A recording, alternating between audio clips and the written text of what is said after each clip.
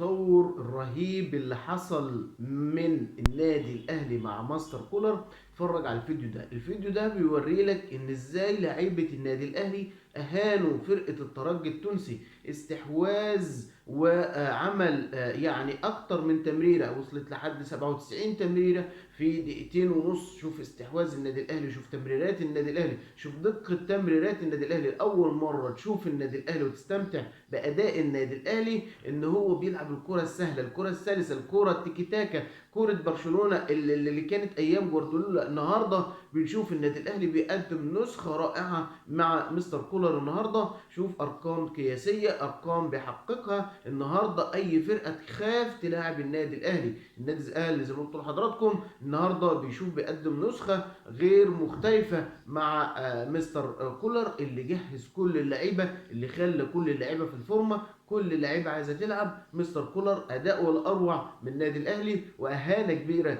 للعيبه الترجي، استحواذ واكتر من تمرير. شفتوا بقى اللي حصل من النادي الاهلي، استمتاع وامتاع. كل لعيبه النادي الاهلي شابوه على مباراه الترجي، ومبروك الصعود لنهائي دوري ابطال افريقيا.